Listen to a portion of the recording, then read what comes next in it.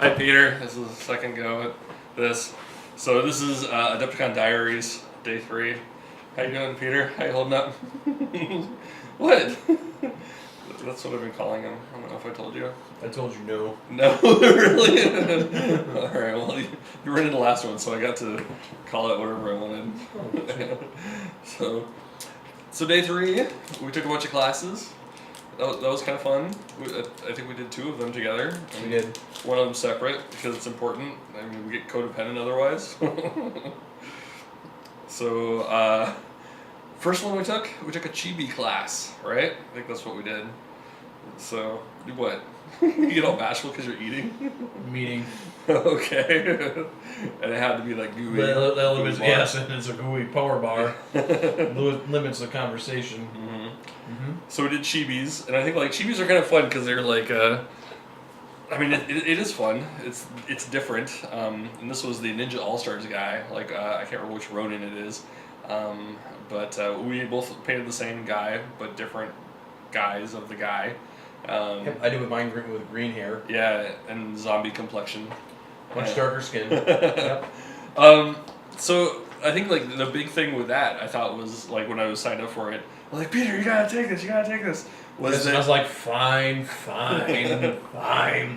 Dragging me along with it. Yeah. And I did. Like, fine, I'll go and paint a My Little Pony or whatever the fuck chibis are. Yeah, I was like My Little Pony. Over there, fucking Nighttime Princess, whatever the hell, Twinkle Sprite.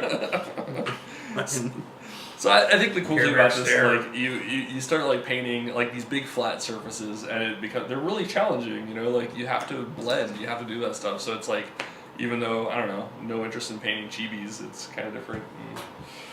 Yeah, right. So what I enjoyed about this model was it was fun. You know, like the guy described constantly throughout the session was, you know, you're painting these cute little caricatures, and I did find these a lot of fun to paint, and the biggest reason I did was because of the fact that it wasn't 40K stuff. Yeah. So it's like you're so used to painting 40K all the time that actually throwing one of these in there that is just like not grimdark. Not grimdark. That's fun, and just like, how can I make this guy pop in a different way, was actually a lot of fun, and it was challenging because it was a lot of here's different blending techniques. It wasn't just like, I'm going to highlight this certain way. Here's edge highlighting. There wasn't any of that on here. It was like more of a wet blending type of technique on a lot of it, and then pulling in a lot of that aspect that you see from the anime cartoons of how they get that same coloration on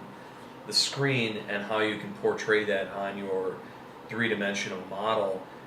It made it challenging, and it was fun because these guys looked. I mean, they were fun. Like, I mean, I decided like, oh, mine's gonna have like a bad eye, a scar, that's right, and so next thing I knew, it was like, okay, I'm gonna paint the faded eye, the faded pupil on him, and I put a scar down his face, and making that all blend in with all the stuff was a lot of fun. And then because it was anime, it was, you know, it's like, the hell with it. He's gonna have bright green hair, and you know, it's not something you would normally do on another model. Instead, you're like, oh, let's go for skin accuracy and whatever. And then And I think that like one of the neat things about this is like if you're not used to painting faces, like I mean for the most part, like chibi, I think like the big thing is that like I mean they have the SD, I think super deformed head is what they call it.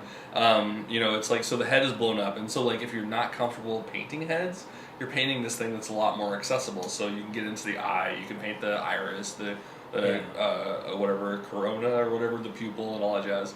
And then like now you take those concepts and apply it to a space marine. Like it's harder because it's smaller, but like, you know, concepts like the white of the eye is not white. Like, you know, like it's I mean it is white, but the effects of light aren't making it white. Like when you look at somebody, like you're not seeing this white thing here. Your mind is translating it as that is white, but in reality there's shadow, like there's all these things going on. You're bloodshot from having flown from Alaska, Chicago, and been drinking a lot of Red Bulls and not sleeping very well because Peter is like making love to the back of your knee. Hanging out with a guy who's been drinking scotch all night, and his eyes aren't white either. You know, and they talk about glazes, and I'm like, yeah, they are glazed over, but so your eyes are not perfectly white.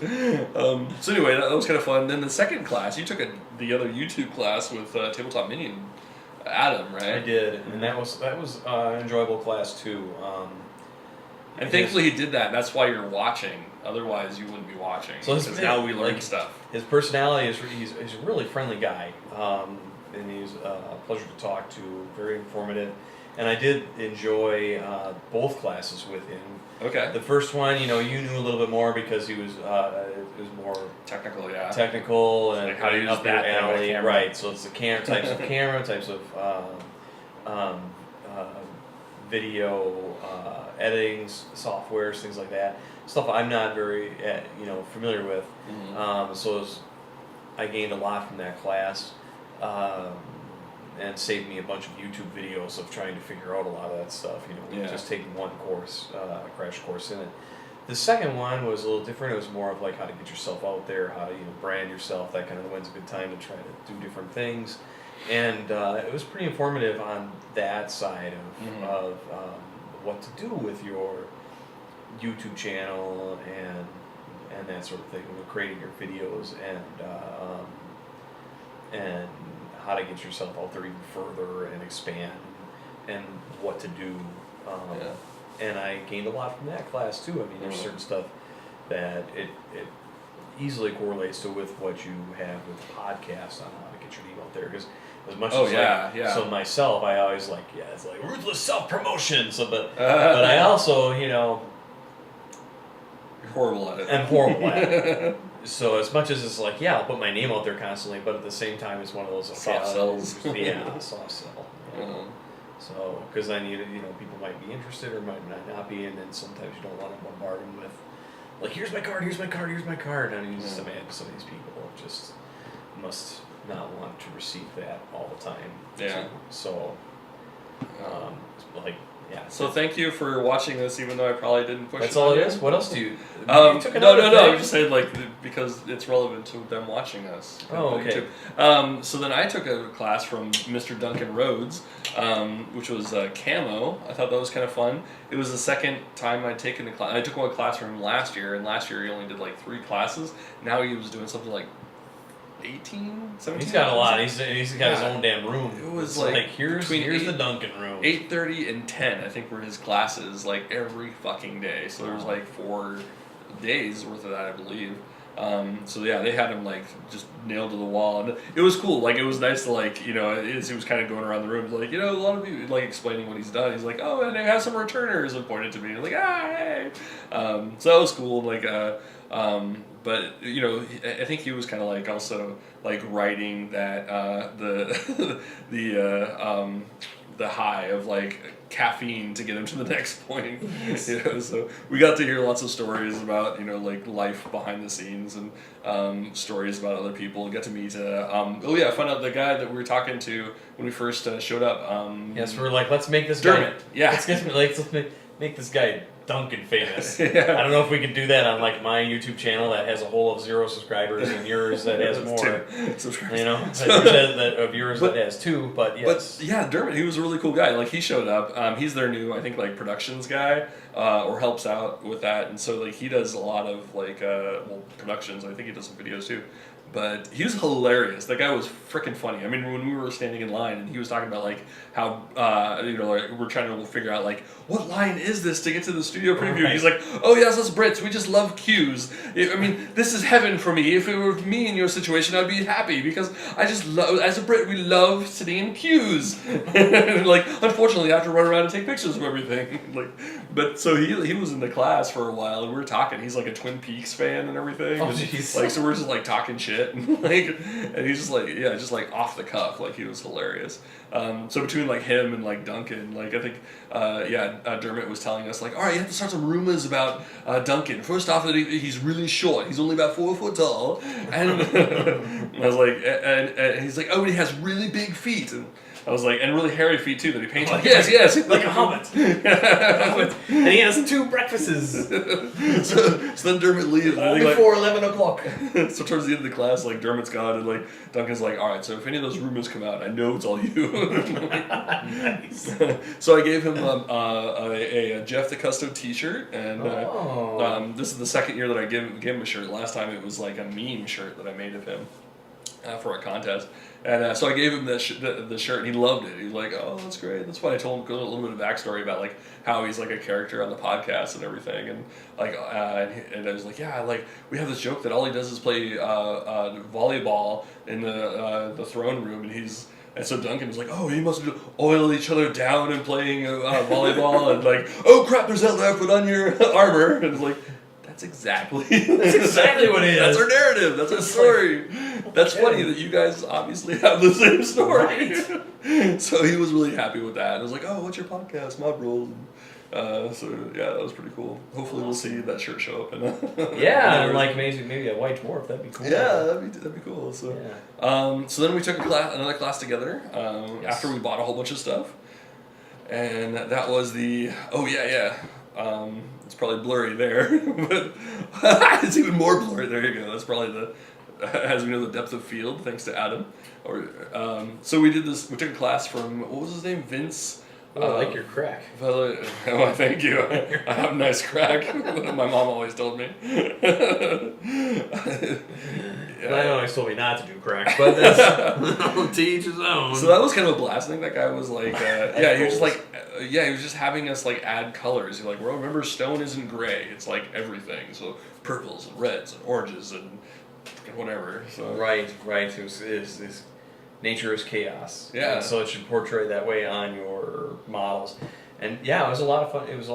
Mm-hmm. Plug your Twitter, because on Peter's Twitter he posted a picture of his wall, and I think it's like phenomenal because you actually get to see like the native rock, the native piece that he got, and then you got to see like what he did. And actually, what he did was pretty amazing. I think so. He did one of the better of the at class. NGC40K, pretty simple. on Twitter.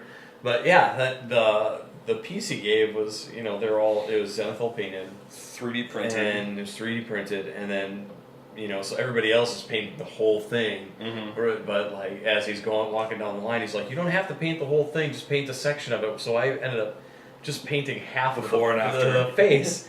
And I didn't do it on purpose. Well, I did it on purpose, but I didn't do it on purpose of like, here is one half versus the other half. I did it on purpose because he said, hey, you don't have to paint the whole thing, and the backside really didn't have any details. So it was like, either I paint the whole face of it, or I just have a spot that I can hold on to, basically like the left hand of the model piece. Oh, okay. And then I can just sit there and work the other side and not worry about, getting my finger, having my left hand jack up all the paint while I'm trying to hold the little cast piece of stone wall. And that's really all it was. It just ended up working out that it was like, oh, that's really... Yeah, I totally meant that, Ted. I'm just like, exactly. I'm just like, I did it on purpose. It didn't work out that way.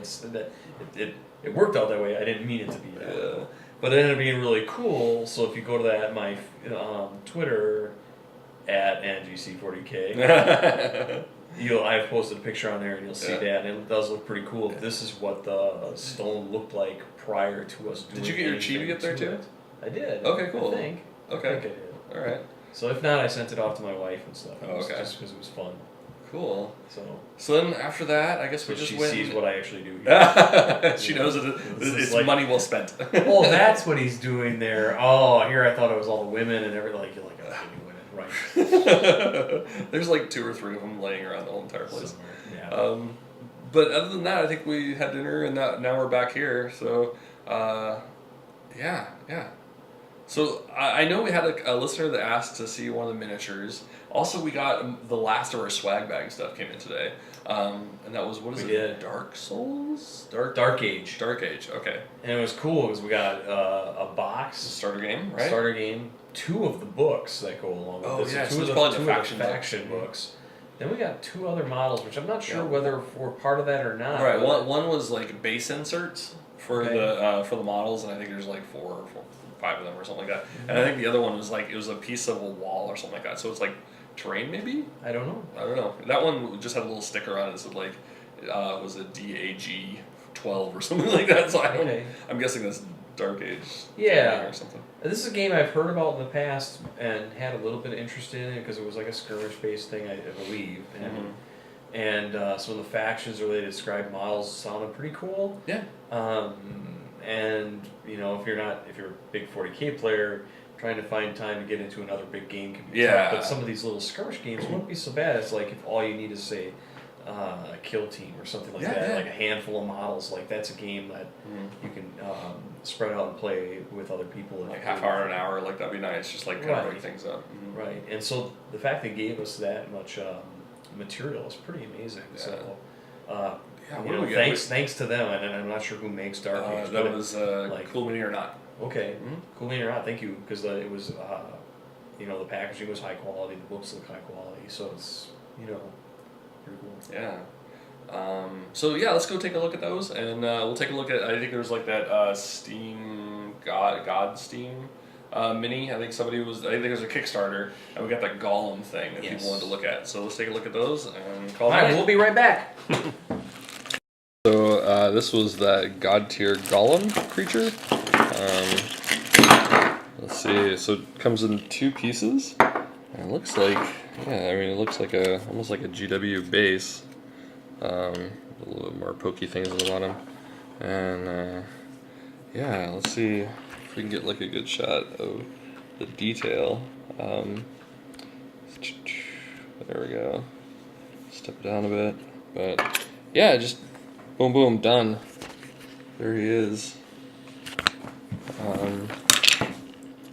Let's see. So that was a request from one of our viewers to see what this guy looks like. He's going to be coming out on Kickstarter pretty soon. And I didn't see what he is called. But yeah, I love all the. I mean, it's interesting little details. Like there's like what are they called? Petroglyphs. Like on his chest and shoulder. Hopefully, I'm getting in there enough to see it. But it looks like there's rock and moss. It kind of reminds me of Petroglyph Beach back in Alaska. And then he has, just like he's taken back over by nature. Yeah, it's a really interesting design. Then we have, let's see, what is this guy? This was another GodTier critter. Okay. Coming soon, centuries past since the gods perished, bringing an end to the golden age and ushering the first tier fall. Mighty champions battle fervently to claim their god tiers for their own, gathering a trusted cohort of followers along the way. The promise of ascension to replace those once famed gods spurs them on in their search for glory holes. Gather your warbands, stand your ground, crush your enemy, and absorb the celestial power of the fallen gods. Okay, I made that part up about glory holes. Okay, so here's another critter. Looks like that's probably that person. No, it's not that person. There we go. Okay, maybe that's cover art for coming down the road. But it looks like this person is some hooded miscreant. Let's see if I can zoom in a little bit. No, that's worse. Alright. So it looks like the sculpt on this is really simple. It's not that exciting, but the padding is kind of boring, to be honest. The design is okay. I mean, I like the hood. Like, it kind of has a Storm Shadow kind of thing going on. And then it has 2 small crossbow pistols. I don't know. That's okay. Whatever. I think that Golem thing is a lot cooler looking. So, Peter, we got, what did we get over here? We got some... This is the... What the hell? This is not what I grabbed. Okay. This is a base. It looks like a base for maybe, DAG. So maybe that's for that. So I just throw it around. Faction book. Alright, let's zoom out a little bit. Fanaticism. The Necron Codex came out. Oh, did it? It came out this weekend while we were doing this? So this looks like it's one of the factions. I don't know. Did we determine if this was from the box set? It doesn't look like it, actually. I don't know if it is or not. Okay. And then we have the Outcasts. I don't think it is. Alright, yeah, I don't think it is. I think those are the other factions. Oh, okay. So, okay, so this is not them, but we have Path to Glory. Right. And this comes with... Stuff. Forsaken and Dragori Ice Cast. So I love, oh man, you know, it's kind of crazy. Like you go to these trade shows, I guess it's a trade show, but you go to these conventions, you go to the trade shows, and like, no matter what, like I think like the level of painting is so amazing on these. Not to say that these models don't look good. I mean, I don't really, but they're painted so amazingly that, you know, it's hard to see, like tell, like is the sculpt amazing or not. They're just kind of interesting. Actually, those guys kind of remind me of the ogres from Lord of the Rings a little bit, like thin versions, like more athletic versions. So yeah, so we got this, we got those, and then we got a person which I misplaced. So yeah, that's about it. That's all the stuff we got. Bye. That's hate right there. All right, Laura with more stuff.